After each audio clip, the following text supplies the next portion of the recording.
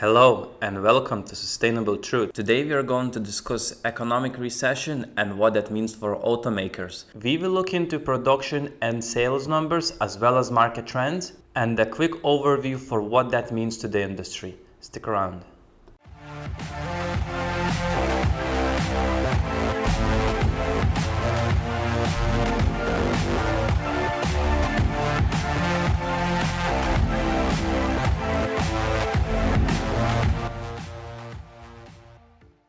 Let's get into it, guys. So as you can see, this is numbers for UK. Plug-in car sales decreased in June 2022.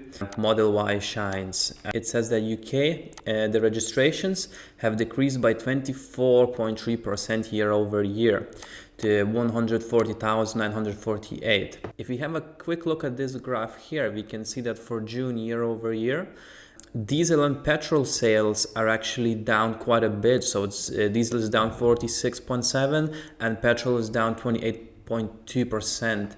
So that's quite a bit of a reduction. So actually all the cars, their registrations have been lower except for BEVs, battery electric vehicles, which is up 14.6%, but that still brings the total down to minus 24.3%. Registrations are slowing down. Now looking at year to date, so 2022 comparing to year 2021, you can see that the total car registration is also down by 11.9%.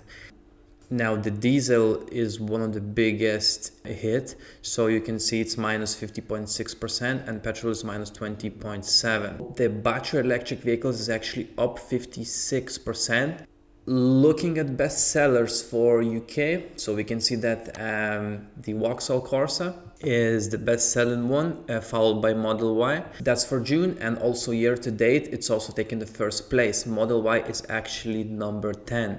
Now it's worth noting that these numbers is not pure EV sales, this is also hybrids, so just worth noting that.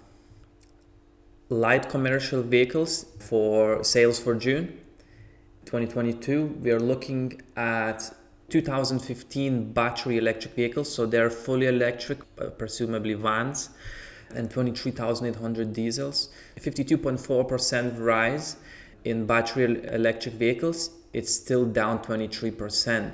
And year to date, we are looking at 8,100 cars sold, presumably vans, and it's a 60% change. So there has been a rise of 60%. Overall, it's still minus 24%, so it's still down quite a bit. Now, what this shows for UK, that the registrations for new cars is reduced. The market seems to be slowing down. The economy seems to be slowing down of battery electric vehicles. So there's definitely a transition going on from ICE or diesel and petrol models to battery electric vehicles. Now here we have the details for Europe. So the majority of countries has a reduction in new car registrations. So we do have some upsides, but not too many. Having a quick look through, we can see that it's actually minus 20.6% year over year from last year. Now, last year we had a 218% upside, but that's because of the pandemic in 2020. So, and finally looking at an overview of US sales, Q2 2021 versus Q2 2022. So we can see that there is a lot of downside here, a lot of decrease in sales, and most of the companies are down in double digits in percentages. There's a few companies that are staying afloat and actually increasing, and one of them is Tesla. Tesla is up quite a bit. Tesla Motors, as you can see, is up 53%. Now we have also Chrysler is up 95%. So yeah, that's a good upside. Porsche is up 2.8%. but their delivery numbers are quite small, so not that much of a difference year over year. US light vehicles, so in general, we are down 23.9%. So guys, looking at all these declines in registration and car sales, we can say, well, yeah, it's all doom and gloom, but that's because of the chip shortage and the lack of supply of new cars and things like that. But that might not be entirely true.